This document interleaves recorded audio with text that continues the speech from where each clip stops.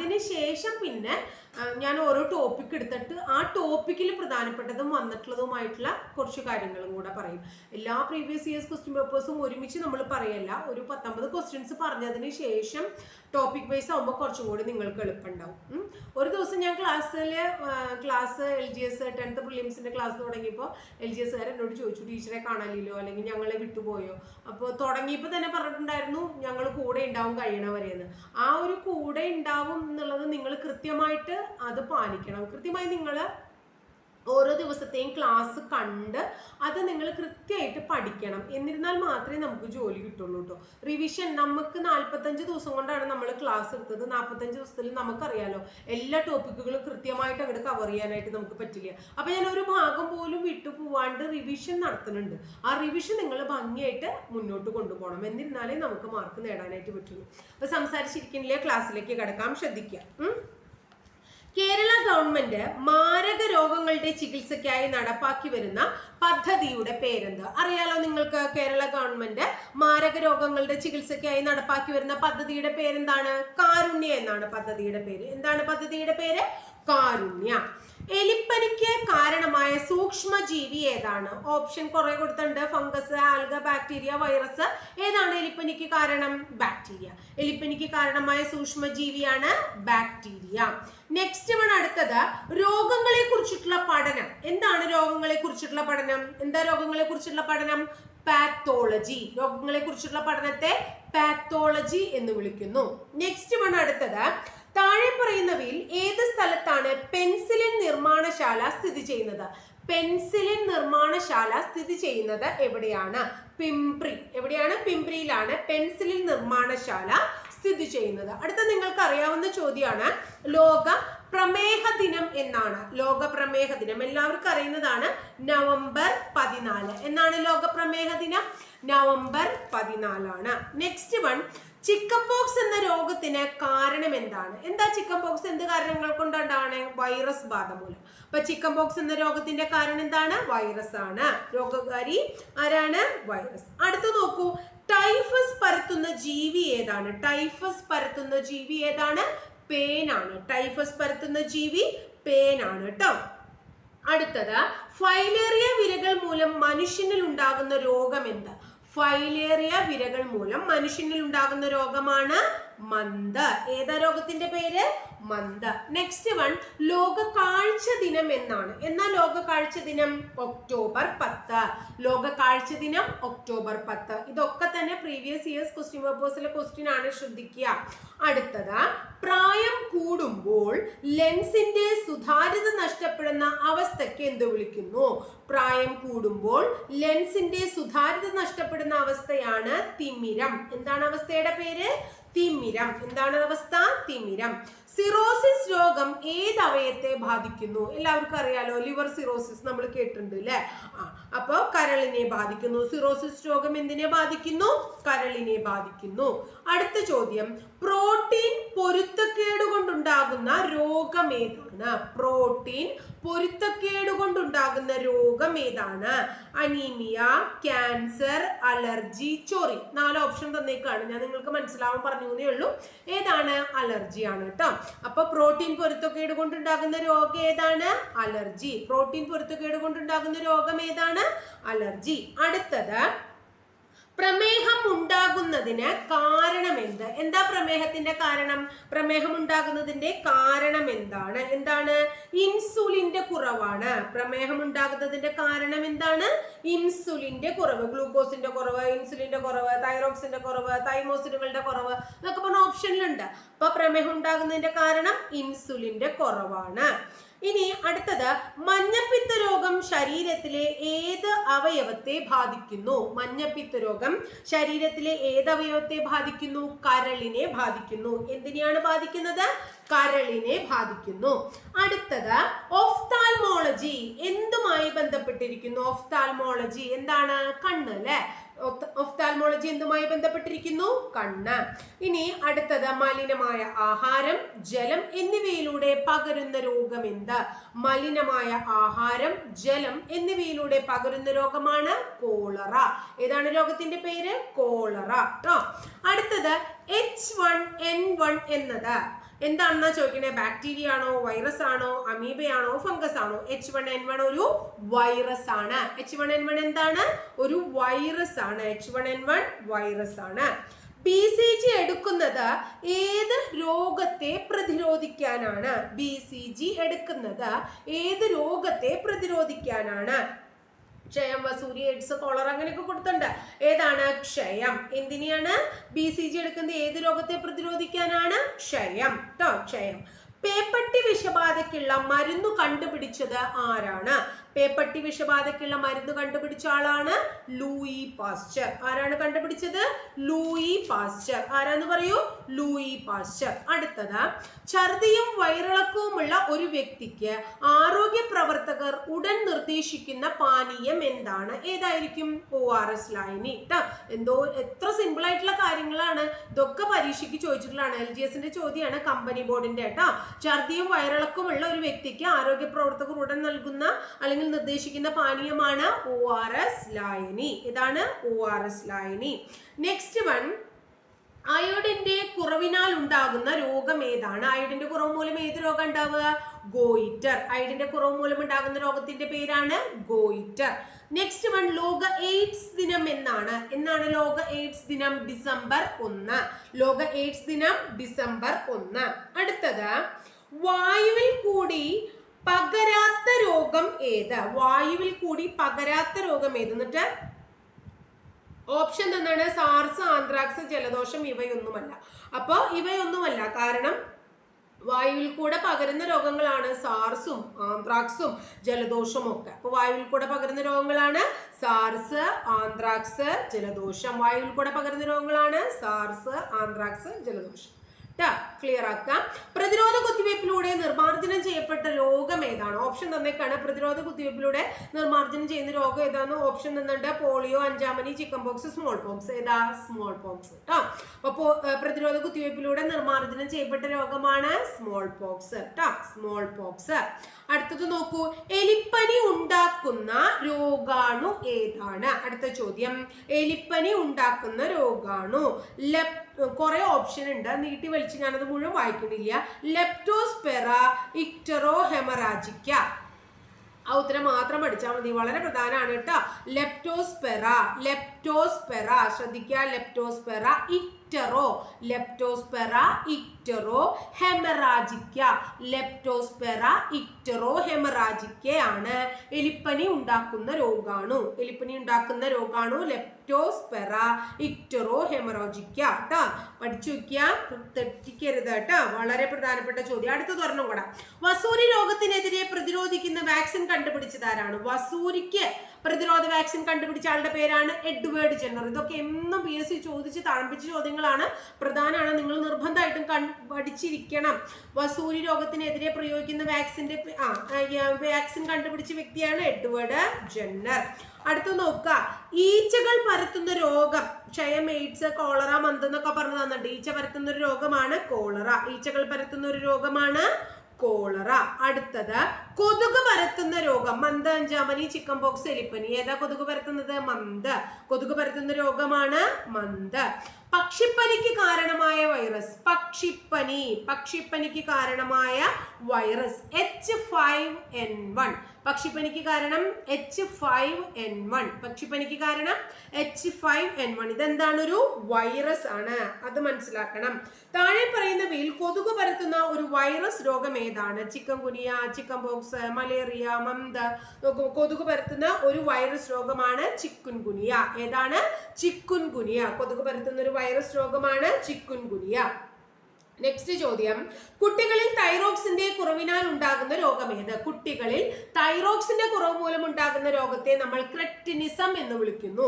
കുട്ടികളിൽ തൈറോക്സിന്റെ കുറവ് മൂലം ഉണ്ടാകുന്ന രോഗത്തെ ക്രെറ്റിനിസം എന്ന് വിളിക്കുന്നു. അടുത്ത ചോദ്യം, എക്സിമ എന്ന രോഗം ശരീരത്തിന്റെ ഏത് ഭാഗത്തെ ബാധിക്കുന്നു? എക്സിമ ബാധിക്കുന്നത് ഏതിനെയാണ്? ത്വക്കിനെ. എക്സിമ ബാധിക്കുന്നത് ത്വക്കിനെ. അടുത്തത്, പ്രമേഹം ഏത് ഹോർമോണിന്റെ കുറവ് മൂലം ഉണ്ടാകുന്നു? ഏതിന്റെയാണ്? നമ്മൾ നേരത്തെ പറഞ്ഞല്ലോ, ഇൻസുലിൻ. പ്രമേഹം ഏത് ഹോർമോണിന്റെ കുറവ് മൂലം ഉണ്ടാകുന്നു? ഇൻസുലിൻ. പ്രമേഹം ഏത് ഹോർമോണിന്റെ കുറവ് മൂലം ഉണ്ടാകുന്നു? ഇൻസുലിൻ. ഏതിനം കൊതുകുകൾ പരത്തുന്ന രോഗമാണ് ചിക്കൻ ഗുനിയ? ഈഡിസ് ഈജിപ്തി. അപ്പൊ ചിക്കൻ ഗുനിയെ PSCക്ക് ഭയങ്കര ഇഷ്ടമാണെന്ന് മനസ്സിലായില്ലേ? എത്ര ചോദ്യങ്ങൾ അപ്പൊ വന്നേ? ഏതിനം കൊതുകുകൾ പരത്തുന്ന രോഗമാണ് ചിക്കൻ ഗുനിയ? Aedes aegypti. ഏതാണ്? Aedes aegypti. കൊതുകിന്റെ പേര് ഈഡിസ് ഈജിപ്തി എന്നാണ്. നെക്സ്റ്റ് വൺ, ടൈഫോയിഡ് എന്ന രോഗം ബാധിക്കുന്ന ശരീരം ഏതാണ്? ടൈഫോയിഡ് എവിടെയാ ബാധിക്കുക? കുടലിനെ ബാധിക്കും. ടൈഫോയിഡ് എവിടെയാ ബാധിക്കുക? കുടലിനെ ബാധിക്കും. അടുത്തത്, ഗോയിറ്റർ എന്ന രോഗം ഏത് ഘടകത്തിന്റെ അഭാവം മൂലം ഉണ്ടാകുന്നു? അയഡിൻ. ഗോയിറ്റർ എന്ന രോഗം ഏത് ഘടകത്തിന്റെ അഭാവം മൂലം ഉണ്ടാകുന്നു? എന്തിന്റെ അഭാവം മൂലമാണ് ഗോയിറ്റർ ഉണ്ടാവുന്നത്? അയഡിൻ. അപ്പോ മീനമാത എന്ന രോഗം ഏത് മൂലകത്തിന്റെ ആധിക്യം മൂലം ഉണ്ടാവും? നേരത്തെ കുറവല്ലായിരുന്നു, ഇവിടെ ആധിക്യാണ്. മീനമാത എന്ന രോഗം ഏതു മൂലകത്തിന്റെ ആധിക്യം മൂലം ഉണ്ടാകുന്നു? എന്തിന്റെയാണ്? മെർക്കുറി. എന്തിന്റെ ആധിക്യം മൂലം ഉണ്ടാകുന്ന രോഗമാണ് മീനമാത? മെർക്കുറിയുടെ ആധിക്യം മൂലം ഉണ്ടാകുന്ന രോഗമാണ് മീനമാത. ഇനി ഗോയിറ്റർ എന്ന രോഗം ബാധിക്കുന്നത് എങ്ങനെയാണ്? എവിടെയാ ബാധിക്കണേ? തൈറോയിഡിനെ ബാധിക്കുകയാണോ? കണ്ണിനെയാണോ? കരളിനെയാണോ? ശ്വാസകോശത്തെയാണോ? ഓപ്ഷൻസ് വന്നേക്കാണ്. അപ്പൊ ഗോയിറ്റർ എന്തിനെ ബാധിക്കണേ? നിങ്ങൾക്ക് അറിയാലോ. എന്തിനെ ബാധിക്കണേ? തൈറോയിഡിനെ. ഗോയിറ്റർ എന്ന രോഗം ബാധിക്കുന്നത് തൈറോയിഡിനെ. കരളിനെ ബാധിക്കുന്ന, താഴെ പറയുന്നതിൽ കരളിനെ ബാധിക്കുന്ന ഒരു രോഗം ഏതാണ്? ചോദ്യം. ഓപ്ഷൻ ഞാൻ തരാം. പൈൽസ്, മഞ്ഞപ്പിത്തം, പയോറിയ. ഇവയൊന്നുമല്ല. ഏതാണ്? മഞ്ഞപ്പിത്തം. അപ്പൊ കരളിനെ ബാധിക്കുന്ന ഒരു രോഗമാണ് മഞ്ഞപ്പിത്തം. കരളിനെ ബാധിക്കുന്ന പ്രധാനപ്പെട്ട ഒരു രോഗമാണ് മഞ്ഞപ്പിത്തം. അടുത്തത്, പേവിഷം ഏത് അവയവത്തെ ബാധിക്കുന്നു? എവിടെയാ ബാധിക്കുക പേവിഷം? തലച്ചോറിനെ ബാധിക്കുന്നു. പേവിഷം എന്തിനെ ബാധിക്കുക? തലച്ചോറിനെ ബാധിക്കുന്നു. ഹെപ്പറ്റൈറ്റിസ് ശരീരത്തിലെ ഏത് അവയവത്തെ ബാധിക്കുന്നു? ഹെപ്പറ്റൈറ്റിസ് ഏതിനെ ബാധിക്കുക? കരളിനെ ബാധിക്കുന്നു. ഹെപ്പറ്റൈറ്റിസ് ഏതിനെ ബാധിക്കുന്നു? കരളിനെ ബാധിക്കുന്നു. അടുത്തത്, ആഗ്നേയഗ്രന്ഥിയുടെ തകരാറ് മൂലമുണ്ടാകുന്ന രോഗം ഏതാണ്? ആഗ്നേയഗ്രന്ഥിയുടെ തകരാറ് മൂലമുണ്ടാകുന്ന രോഗത്തിന്റെ പേരെന്താന്നാ പറഞ്ഞേ? പ്രമേഹം. ഏതാണ്? പ്രമേഹം. ഇനി അടുത്തത്, ഇൻസുലിന്റെ കുറവ് മൂലം ഉണ്ടാകുന്ന രോഗം. അതും ചോദിച്ചു കഴിഞ്ഞാൽ ഉത്തരം എന്തിനാണ്? പ്രമേഹം. ഇൻസുലിന്റെ കുറവ് മൂലം ഉണ്ടാകുന്ന രോഗം പ്രമേഹം. ഒരെണ്ണം കൂടി ചോദിക്കാം. ഇങ്ങനെ രക്തത്തിൽ ചോദിച്ചിട്ടുള്ളതാണ് LGS. രക്തത്തിലെ ഗ്ലൂക്കോസിന്റെ അളവ് ക്രമാതീതമായി വർദ്ധിക്കുന്ന രോഗം ഏതാണ്? അപ്പൊ നോക്കിയേ, അതും പ്രമേഹം. അപ്പൊ ഏതൊക്കെയാ പ്രമേഹം എന്ന് പറഞ്ഞിട്ട് നമ്മൾ ചോദ്യം പറഞ്ഞ്, ഇൻസുലിന്റെ കുറവ് കൊണ്ടുണ്ടാകുന്ന രോഗം പ്രമേഹം. രക്തത്തിലെ ഗ്ലൂക്കോസിന്റെ അളവ് ക്രമാതീതമായി വർദ്ധിക്കുന്ന രോഗം പ്രമേഹം. ആഗ്നേയഗ്രന്ഥിയുടെ തകരാറ് മൂലമുണ്ടാകുന്ന രോഗം പ്രമേഹം. അപ്പൊ സ്റ്റേറ്റ്മെന്റ് ക്വസ്റ്റ്യൻ ആയിട്ട് വരാൻ പറ്റിയ ഒരു സാധനമാണ് ഏത്? പ്രമേഹ രോഗം അല്ലെ? അപ്പൊ ഇത്രയും കുറച്ച് ക്വസ്റ്റ്യൻസ് ആണ്. കുറച്ച് ക്വസ്റ്റ്യൻസ് പറഞ്ഞു. ഇനി നമ്മൾ ഓരോ ടോപ്പിക് കൊടുക്കുകയാണ്. ആ ടോപ്പിക് എടുത്തിട്ട് അതിൽ പ്രധാനപ്പെട്ടതും പരീക്ഷയ്ക്ക് ചോദിച്ചിട്ടുള്ളതും ഒക്കെ കൂടെ മിക്സ് ചെയ്ത് നമുക്കൊന്ന് പറയാം. ഓക്കെ, നോക്കൂ. കപ്പലുകളിൽ നിന്ന് ഉണ്ടാകുന്ന എണ്ണച്ചോർച്ച തടയാനായി ഉപയോഗിക്കുന്ന ബാക്ടീരിയകൾ ഏതാണ്? അപ്പൊ ബാക്ടീരിയയെ കുറിച്ചാണ് നമ്മൾ പഠിക്കുന്നത് കേട്ടോ. ഇനി കപ്പലുകളിൽ നിന്നുണ്ടാകുന്ന എണ്ണച്ചോർച്ച തടയാനായി ഉപയോഗിക്കുന്ന ബാക്ടീരിയ പരീക്ഷയ്ക്ക് വന്നിട്ടുണ്ട്. ബാക്ടീരിയയുടെ പേര് സൂപ്പർബർഗ് എന്നാണ്. ഏതാണ് ബാക്ടീരിയ? സൂപ്പർബർഗ്. കപ്പലുകളിൽ നിന്നുണ്ടാകുന്ന എണ്ണച്ചോർച്ച തടയാനായി ഉപയോഗിക്കുന്ന ബാക്ടീരിയയാണ് സൂപ്പർബർഗ്. ഏതാണ്? സൂപ്പർബർഗ് കേട്ടോ. ഇനി അടുത്തത്, പ്രധാനപ്പെട്ട കുറച്ച് ബാക്ടീരിയ രോഗങ്ങൾ നമുക്കൊന്ന് പഠിക്കാം. കോളറ, ന്യൂമോണിയ, ടൈഫോയിഡ്, ഡിഫ്തീരിയ, എലിപ്പനി, ക്ഷയം, പ്ലേഗ്, വില്ലൻ ചുമ, കുഷ്ഠം, ടെറ്റനസ്, ആന്ത്രാക്സ്, സിഫിലസ്. അതൊക്കെ തന്നെ വളരെ പ്രധാനപ്പെട്ട കുറച്ച് ബാക്ടീരിയ രോഗങ്ങളാണ്. ബാക്ടീരിയ രോഗങ്ങളും വൈറസ് രോഗങ്ങളുടെയും രോഗങ്ങളുടെ കോഡ് ഭംഗിയായിട്ട് കോഡ് ഇട്ടിട്ടുള്ള ഒരു ക്ലാസ് ഞാൻ കൊടുത്തിട്ടുണ്ട്. അത് കണ്ടു നോക്കുക. അപ്പൊ നിങ്ങൾക്ക് ഞാൻ ഈ നീട്ടി വലിച്ചു പറഞ്ഞ ബാക്ടീരിയ രോഗങ്ങളും വൈറസ് രോഗങ്ങളും സെക്കൻഡുകൾക്കുള്ളിൽ പറയാൻ പറ്റും. അത് ഞാൻ കോഡിന്റെ ആ ക്ലാസ് ഡിസ്ക്രിപ്ഷൻ ബോക്സിൽ അതിന്റെ ലിങ്ക് ഇടാം. ഒന്ന് കണ്ടു നോക്കൂ. അത് നമുക്ക് പറഞ്ഞ് ഇവിടെ സമയം കളയാൻ നേരില്ല, കാരണം നമ്മൾ ഇവിടെ റിവിഷൻ എടുക്കുകയാണ് കേട്ടോ. ഇനി അടുത്തത്, നേരത്തെ നമ്മൾ എലിപ്പനിയുടെ രോഗമാണോ ലെപ്റ്റോസ്പിറ ഇക്ടറോ ഹെമറാജിക്കാന്ന് നമ്മൾ പഠിച്ചു അല്ലെ?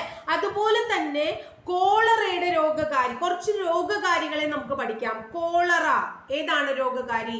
Vibrio cholera. കോളറയുടെ രോഗകാരിയുടെ പേര് വിബ്രിയോ കോളറ. കോളറയുടെ രോഗകാരി വിബ്രിയോ കോളറ കേട്ടോ. ഏതാണ്?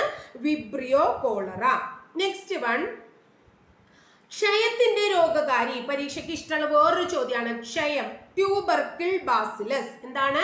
Tubercle bacillus. എപ്പോഴും ചോദിക്കാറുള്ളതാണ് ക്ഷയം, ട്യൂബർക്കിൾ ബാസിലസ്. ഏതാണ്? ട്യൂബർക്കിൾ ബാസിലസ് അല്ലെങ്കിൽ മൈക്രോ ബാക്ടീരിയം ട്യൂബർകുലോസിസ് അങ്ങനെയും പറയാറുണ്ട്. മൈക്രോ ബാക്ടീരിയം ട്യൂബർകുലോസിസ് രണ്ടായാലും ഒന്ന് തന്നെ ട്ടോ.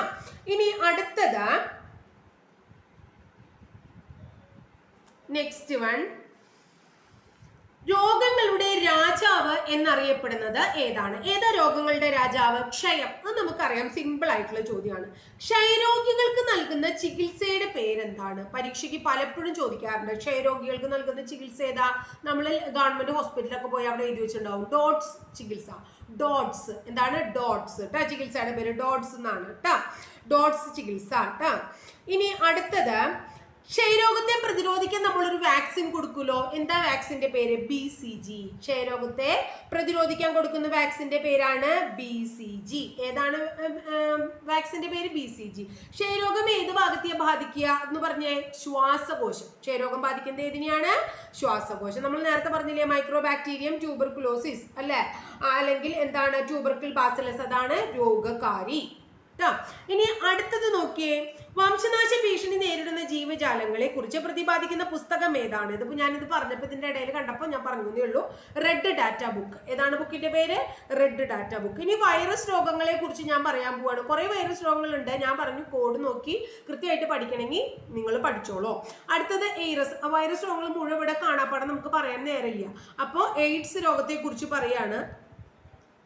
എന്നാണ് കേരളത്തിൽ ആദ്യമായി എയ്ഡ്സ് റിപ്പോർട്ട് ചെയ്തത്? 1987 പത്തനംതിട്ടയിലാണ്.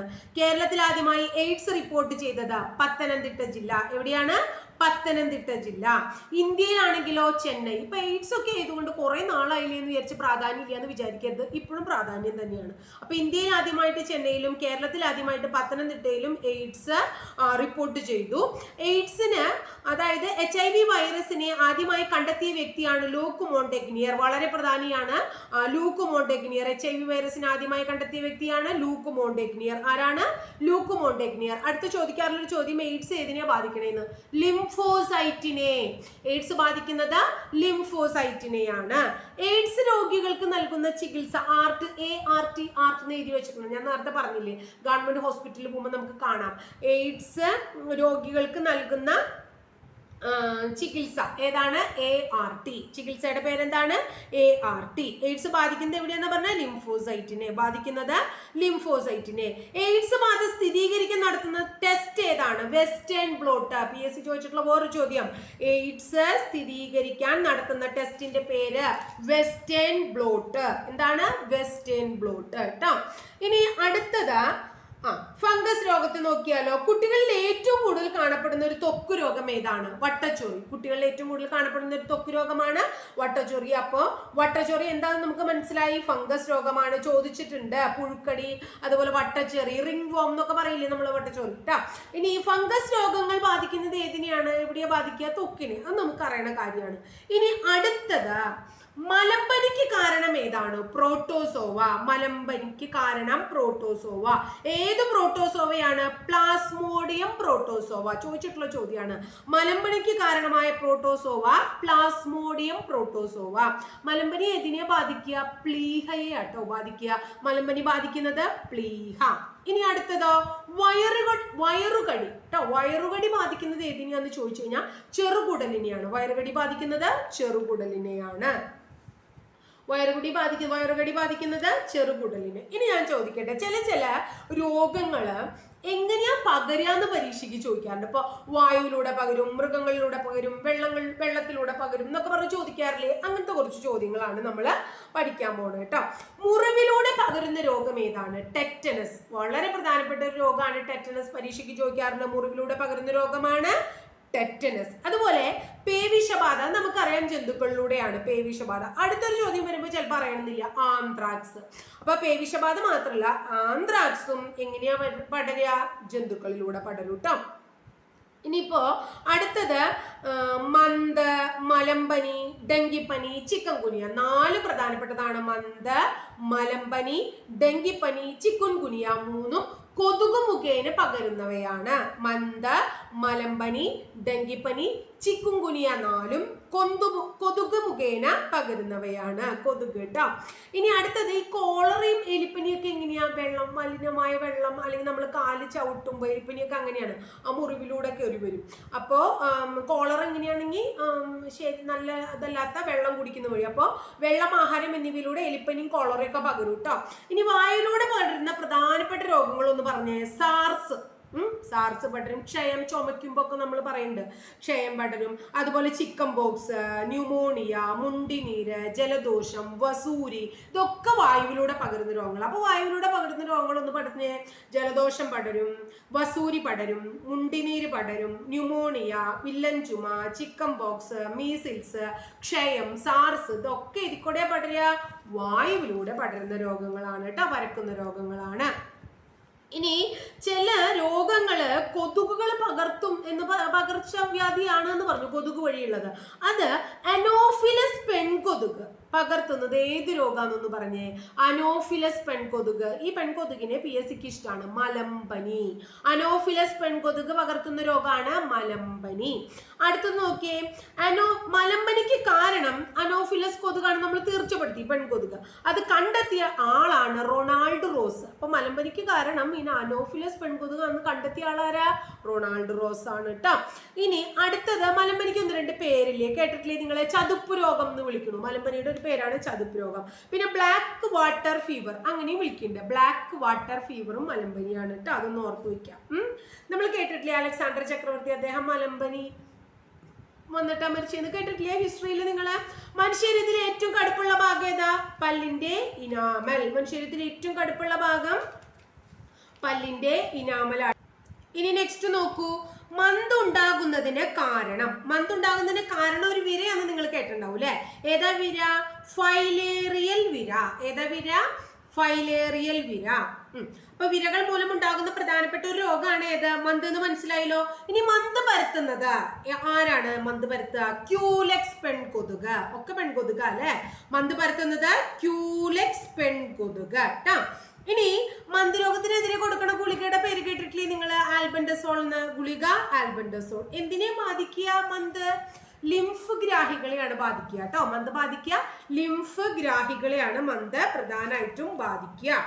അടുത്തത്, ഇങ്ങനെ ഇപ്പോൾ വൈറസ്, ബാക്ടീരിയ അങ്ങനെയുള്ള രോഗങ്ങളല്ലാണ്ട് ജനിതക രോഗങ്ങൾ എന്ന് കേട്ടിട്ടില്ലേ നിങ്ങൾ? നമുക്ക് അങ്ങനെയുള്ള ഒന്ന് നോക്കാം, 1-2 നോക്കാം. അതിൻ്റെയും ക്ലാസ് നമ്മൾ അപ്ലോഡ് ചെയ്തിട്ടുണ്ട്. ഹീമോഫീലിയ, സിക്കിൾ സെൽ അനീമിയ, ഇതൊക്കെയാണ് പ്രധാനമായിട്ട്. അരിവാൾ രോഗം എന്നൊക്കെ പറഞ്ഞ് നമ്മൾ കേട്ടിട്ടില്ലേ? ഇതൊക്കെയാണ് പ്രധാനമായിട്ടുള്ള ജനിതക രോഗങ്ങൾ കേട്ടോ. ഇതില് രാജകീയ രോഗം എന്നറിയപ്പെടുന്നത് ഏതാ? പരീക്ഷയ്ക്ക് ചോദിച്ചിട്ടുണ്ട്. രാജകീയ രോഗം, ക്രിസ്മസ് രോഗം, ബ്ലീഡേഴ്സ് ഡിസീസ് എന്നൊക്കെ വിളിക്കുന്നത് ഏതിനെയാണ്? ഹീമോഫീലിയ ആണ്. അപ്പൊ ഹീമോഫീലിയയുടെ മറ്റു പേരുകൾ ഏതൊക്കെയാണ്? അനദർ നെയിംസ് ഓഫ് ഹീമോഫീലിയ: രാജകീയ രോഗം, ക്രിസ്മസ് രോഗം, ബ്ലീഡേഴ്സ് ഡിസീസ്. ഇനി അടുത്തത് RBC, അരിവാൾ പോലെ വളയുന്ന രോഗം. എന്തിന്റെ കുറവുകൊണ്ട് അത് ഉണ്ടാവണേ? ഓക്സിജന്റെ കുറവുണ്ട്. അപ്പൊ ഓക്സിജൻ കിട്ടാണ്ടാവുമ്പോ RBC അരിവാളിന്റെ പോലെ വളയും, പോലെ വളയും. ആ രോഗത്തിന്റെ പേരാണ് സിക്കിൾ സെൽ അനീമിയ. എന്താ അതിന്റെ പേര്? Sickle cell anaemia. ഇനി അടുത്തത്, വർണ്ണാന്തത കണ്ടെത്താനുള്ള പരിശോധനയുടെ പേരെന്ത്? വർണ്ണാന്തത കേട്ടിട്ടില്ലേ നിങ്ങൾ? വർണ്ണാന്തത എന്താണ്? ഐഡോപ്സിൻ അല്ലെങ്കിൽ ഫോട്ടോപ്സിൻ എന്ന് പറഞ്ഞ വർണ്ണോസിന്റെ കുറവ് മൂലം ഉണ്ടാകുന്ന ഒരു ജനിതക രോഗമാണ് ശരിക്കും വർണ്ണാന്തത. അത് കണ്ടെത്തുന്നതിനുള്ള പരിശോധന ഇഷിഹാര ടെസ്റ്റ്. അങ്ങനെയാണ് PSCക്ക് ചോദിക്കുക. ഇഷ്ടമുള്ള ഒരു ചോദ്യമാണ് PSCക്ക്. Ishihara test എന്തിനുള്ളതാണ്? വർണ്ണാന്തത കണ്ടെത്താനുള്ള പരിശോധനയാണ് കേട്ടോ. ഇനി അപ്പോ മാമോഗ്രാഫി എന്തിനാ? മാമോഗ്രാഫി ചോദിച്ചിട്ടുണ്ട്. ഇപ്പൊ പിന്നെ അത് ചോദിക്കാൻ സാധ്യത കുറവാ, കാരണം എല്ലാവർക്കും അറിയാം അത് സ്ഥാനാർബുദം അല്ലെ? അത് പക്ഷെ അടുത്ത പ്രധാന കേട്ടോ, അതായത് പാപ് സ്മിയർ ടെസ്റ്റ്. അതും എല്ലാവർക്കും അറിയണമെന്നില്ല. ഈ യൂട്രസിലൊക്കെ ക്യാൻസർ ഉണ്ടോ എന്ന് അറിയാൻ വേണ്ടിയിട്ടേ നടത്തുന്ന ടെസ്റ്റിന്റെ പേരാണ് എന്ത്? Pap smear test. ഗർഭാശയ ക്യാൻസർ മനസ്സിലാക്കാൻ വേണ്ടിയിട്ട് കേട്ടോ. അപ്പൊ ബയോപ്സി എന്താ സംഭവം? ക്യാൻസർ കണ്ടെത്താനുള്ള ടെസ്റ്റ്. അപ്പൊ ക്യാൻസർ കണ്ടെത്താൻ ബയോപ്സി, യൂട്രസിലെ ക്യാൻസർ കണ്ടെത്താൻ എന്താ നമ്മൾ പറഞ്ഞ? Pap smear. അതുപോലെ തന്നെ സ്ഥാനാർബുദം കണ്ടെത്താൻ എന്താ പറഞ്ഞ? മാമോഗ്രാഫി കേട്ടോ. അപ്പൊ ഏതായാലും ക്യാൻസറിനെ കുറിച്ച് പഠിക്കല്ലേ, അപ്പൊ 1-2 കാര്യങ്ങളും കൂടെ പറയാം നമുക്ക്. ക്യാൻസർ ബാധിക്കാത്ത ശരീരത്തിലെ ഭാഗ്യത, ഹൃദയം. അത് പലപ്പോഴും ലാസ്റ്റ് ഗ്രേഡിന് ചോദിക്കാറുള്ള ഒരു ചോദ്യമാണ്. അതുപോലെ തന്നെ ക്യാൻസറിനെ കുറിച്ചുള്ള പഠനം, അത് നമുക്കറിയാലോ, ഓങ്കോളജി. എന്താണ് ക്യാൻസറിനെ കുറിച്ചുള്ള പഠനം? ഓങ്കോളജിയാണ് ക്യാൻസറിനെ കുറിച്ചുള്ള പഠനം. ഇനി പന്നിപ്പനിക്ക് കാരണമായ വൈറസ് ഏതാണ്? ഏതാ പന്നിപ്പനിക്ക് കാരണമായ വൈറസ്? പന്നിപ്പനി, H1N1. പന്നിപ്പനിക്ക് കാരണം H1N1. ഏതാണ്? H1N1. ഇനി 1-2 ജീവിതശൈലി രോഗങ്ങൾ പറയാൻ പോവാട്ടാ ഞാൻ. ഏതൊക്കെയാ ജീവിതശൈലി രോഗങ്ങൾ? എന്താ ജീവിതശൈലി രോഗങ്ങൾ? നമ്മുടെ ശരിയല്ലാത്ത ശരിക്കും നമ്മൾ വ്യായാമം നടത്താണ്ടിരിക്കുക, നല്ല രീതിയിലുള്ള ഭക്ഷണങ്ങളൊന്നും കഴിക്കാണ്ടിരിക്കുക, അതായത് തോന്നിയ ഭക്ഷണങ്ങളൊക്കെ കഴിക്കുക. അപ്പൊ നമുക്ക് ഉണ്ടാകുന്ന അസുഖത്തിന്റെ പേരാണ് ജീവിതശൈലി രോഗങ്ങൾ. ഇപ്പൊ ഫാറ്റി ലിവർ ഉണ്ടാവുക, അറ്റാക്ക് വരിക, ഹൃദയാഘാതം ഉണ്ടാവുക, ഭയങ്കരമായിട്ട് ബ്ലഡ് പ്രഷർ കൂടുക, അതുപോലെ തന്നെ പ്രമേഹം ഉണ്ടാവുക. ഇതൊക്കെ തന്നെ എന്തിനുള്ള ഉദാഹരണങ്ങളാണ്? ജീവിതശൈലി രോഗങ്ങൾ. അപ്പൊ എന്ന് പറഞ്ഞാൽ പ്രമേഹം, ഫാറ്റി ലിവർ, അമിത രക്തസമ്മർദ്ദം, പക്ഷാഘാതം, ഹൃദയാഘാതം, ഇതൊക്കെ തന്നെ എന്ത് രോഗങ്ങളാണ്? ജീവിതശൈലി രോഗങ്ങളാണ് കേട്ടോ. ഈ ജീവിതശൈലി രോഗങ്ങളിൽ സന്ധികളെ ബാധിക്കുന്ന ഒരു രോഗമാണ് ആർത്രൈറ്റിസ്. ജീവിതശൈലി, ഇപ്പൊ നമ്മൾ വിചാരിക്കില്ല അതൊരു ജീവിതശൈലി രോഗമാണ്, പക്ഷെ ഇതൊരു ജീവിതശൈലി രോഗമാണ്. ഇതിന് വേറൊരു പേരുണ്ട്, വെയർ ആൻഡ് ടിയർ. എന്താണ്? വെയർ ആൻഡ് ടിയർ എന്നറിയപ്പെടുന്ന രോഗം കൂടിയാണിത്. ഇനി രക്തത്തിലെ ഗ്ലൂക്കോസിന്റെ സാധാരണ അളവ് എത്രയാ? അതായത് നമുക്ക് ഷുഗർ ഉണ്ടോ എന്നറിയാൻ, അപ്പൊ ആ പരിധി ലംഘിക്കപ്പെടുക നമുക്ക് മനസ്സിലാക്കാമല്ലോ. ബ്ലഡ് പരിശോധിക്കുമ്പോൾ 70 to 110, 70 മുതൽ 110 mg/100 ml, 110 mg/100 ml. അതാണ് നമ്മുടെ ഗ്ലൂക്കോസിന്റെ ശരിക്കുള്ള അളവ്. നമ്മൾ ഇപ്പോൾ ബ്ലഡ് ടെസ്റ്റ് ഒക്കെ ചെയ്തിട്ടേ നമുക്ക് റിപ്പോർട്ട് കിട്ടുമ്പോൾ അതിൽ രോഗിയുടെ വാല്യൂം കാണും, പേഷ്യൻസിന്റെ വാല്യൂം കാണാം, നോർമൽ വാല്യൂം കാണാം. അപ്പോൾ നോർമൽ വാല്യൂ ഇങ്ങനെ കാണാം, 70, 110 mg/100 ml. പ്രധാനപ്പെട്ട കുറേ പോയിന്റുകളൊക്കെ ഞാനിവിടെ പറഞ്ഞു കഴിഞ്ഞിട്ടുണ്ട്. ഇനി എനിക്ക് പ്രധാനം തോന്നുന്ന കുറച്ച് കണ്ടുപിടുത്തങ്ങളും അങ്ങനെയുള്ള കുറച്ച് കാര്യങ്ങളൊക്കെ ഞാൻ പറയും കേട്ടോ. അപ്പൊ ലോക രക്തദാന ദിനം ഏതാണ്? ജൂൺ 14. ലോക രക്തദാന ദിനം ജൂൺ 14. ലോക രക്തദാന ദിനം ജൂൺ 14. അപ്പൊ ദേശീയാണെങ്കിലോ ഒക്ടോബർ 1. ദേശീയം ഒക്ടോബർ 1. വൈഡൽ ടെസ്റ്റ് എന്ത് രോഗത്തിനുള്ള പരിശോധനയാണ്? ടൈഫോയിഡ് കണ്ടെത്താനുള്ള പരിശോധന വൈഡൽ ടെസ്റ്റ്. ബിൽറുബിൻ നിങ്ങൾക്ക് അറിയില്ലേ? ബിൽറുബിൻ ടെസ്റ്റ് എന്തിനാ നടത്തുക? മഞ്ഞപ്പിത്തണ്ടോ എന്ന് അറിയാനായിട്ട്. സ്നെല്ലർ ചാർട്ട് പരീക്ഷയ്ക്ക് ചോദിച്ചിട്ടുണ്ട്. സ്നെല്ലർ ചാർട്ട് എന്തിനുള്ളതാ? അതന്നെ കണ്ണ് ടെസ്റ്റ് ചെയ്യാനായിട്ട്, കണ്ണിന്റെ കാഴ്ചശക്തി അളക്കാനുള്ളത്. ഇനി അടുത്ത ടൂർണിക്കറ്റ് ടെസ്റ്റ് എന്തറിയാനാ? ഡെങ്കിപ്പനി. ഇപ്പൊ വളരെയധികം വ്യാപിച്ചു കിടക്കുന്ന ഒരു രോഗമാണ് അത്, ഡെങ്കിപ്പനി. ചോദിക്കാൻ നല്ല സാധ്യതയുള്ള ഒരു ചോദ്യമാണ് ടൂർണിക്കറ്റ് ടെസ്റ്റ്, ഡെങ്കിപ്പനി. ടൂർണിക്കറ്റ് ടെസ്റ്റ് ഡെങ്കിപ്പനി ട്ടാ. ടൂർണിക്കറ്റ് ടെസ്റ്റ് തെറ്റിക്കരുത്. ഇനി അടുത്തത് ക്ഷയരോഗ ദിനം എന്നാണ്? ക്ഷയരോഗ ദിനം മാർച്ച് 24. ക്ഷയരോഗ ദിനം മാർച്ച് 24. ലോകാരോഗ്യ ദിനം അറിയാലോ എല്ലാവർക്കും. ആരോഗ്യം നമ്മളിവിടെ പഠിക്കണം. എന്താ ലോകാരോഗ്യ ദിനം എന്നാ? ഏപ്രിൽ 7. ഏതാണ്? ഏപ്രിൽ 7. അപ്പൊ അൾഷിമേഴ്സ് ഡേ എന്ന് പറഞ്ഞേ September 21. Alzheimer's day September 21. Alzheimer's day September 21 കേട്ടോ. വളരെ പ്രധാനമാണ്. ലോക പുകയില വിരുദ്ധ ദിനം. ഈ പുകയിലൊക്കെ കഴിക്കണ കാരണം ഈ രക്തസമ്മർദ്ദവും ഹൃദയാഘാതവും പക്ഷാഘാതവും ഒക്കെ ഉണ്ടാണ്. അപ്പൊ അത് നമ്മളൊന്ന് പഠിച്ചു വെക്കണം. ലോക പുകയില വിരുദ്ധ ദിനം മെയ് 31. ലോക പുകയില വിരുദ്ധ ദിനം മെയ് 31. പരീക്ഷയ്ക്ക് ചോദിച്ചിട്ടുള്ള ചോദ്യമാണ് കേട്ടോ, ലോക പുകയില വിരുദ്ധ ദിനം. ഇനി അടുത്തത് നെക്സ്റ്റ് വൺ, രക്തഗ്രൂപ്പ് കണ്ടെത്തിയ വ്യക്തി ആരാണ്? രക്തഗ്രൂപ്പ് കണ്ടെത്തിയേ? Call Landsteiner. ആരാണ്? Call Landsteiner. രക്തഗ്രൂപ്പ് കണ്ടെത്തിയത് കാൾ ലാൻഡ്സ്റ്റെയ്നർ. അടുത്തത് കൃത്രിമ ജീൻ കണ്ടെത്തിയത് ആരാണ്? കൃത്രിമ ജീൻ കണ്ടെത്തിയത് ഹർഗോവിൻ ഖുറാന. കൃത്രിമ ജീൻ കണ്ടെത്തിയത് ഹർഗോവിൻ ഖുറാന. RH ഫാക്ടർ കണ്ടെത്തിയത് കാൾ ലാൻഡ്സ്റ്റെയ്നർ. ഇപ്പൊ രക്തഗ്രൂപ്പും അദ്ദേഹം തന്നെയാണ് കണ്ടെത്തിയത്. രക്തഗ്രൂപ്പും RH ഫാക്ടറും കണ്ടെത്തിയത് കാൾ ലാൻഡ്സ്റ്റെയ്നർ. ശ്രദ്ധിക്കുക. രക്തപര്യന വ്യവസ്ഥ, PSCക്ക് ഇഷ്ടമുള്ള വേറൊരു ചോദ്യം. രക്തപര്യന വ്യവസ്ഥ കണ്ടെത്തിയത് വില്യം ഹാർവേ. രക്തപര്യന വ്യവസ്ഥ കണ്ടെത്തിയത് വില്യം ഹാർവേ. ഇനി കോശം കണ്ടെത്തിയത് ആരാ? Robert hook. പരീക്ഷയ്ക്ക് ചോദിച്ചിട്ടുണ്ട് കോശം കണ്ടെത്തിയത്. അടുത്തത് കുറേ പ്രാവശ്യം ചോദിച്ചിട്ടുള്ള ഒരു ചോദ്യമാണ്.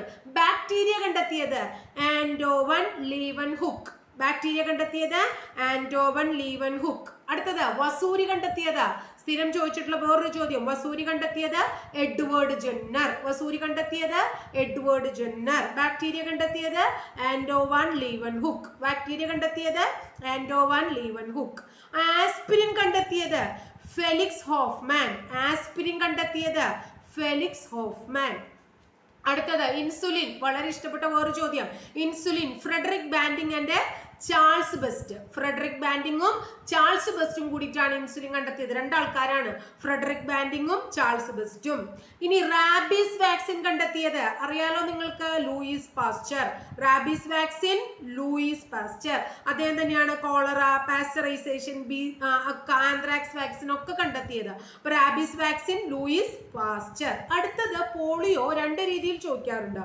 അതും പ്രധാനമാണ്. Polio vaccine Jonas Salk. Polio vaccine കണ്ടെത്തിയത് ജോനസ് സാൽക്കും. ഓറൽ പോളിയോ വാക്സിൻ ആൽബർട്ട് സാബിനും. ഓറൽ പോളിയോ വാക്സിൻ ആൽബർട്ട് സാബിനും. ശ്രദ്ധിക്കണം കേട്ടോ.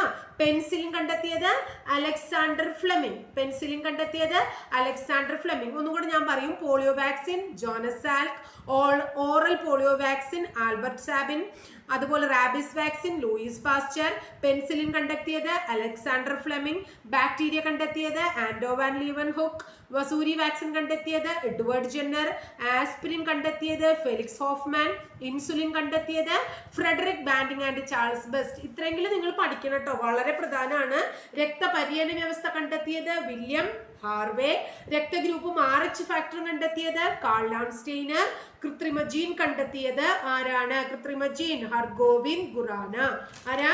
ഹർഗോവിന്ദ് ഖുറാന.